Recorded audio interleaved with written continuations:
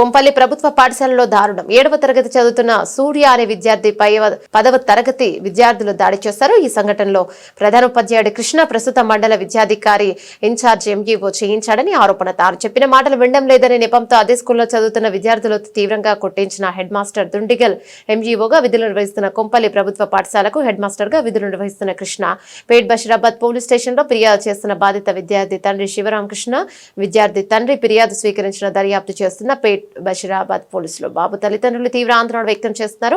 అలాంటి ఉపాధ్యాయులపై కఠిన చర్యలు తీసుకోవాలని ఆవేదన వ్యక్తం చేస్తున్నారు.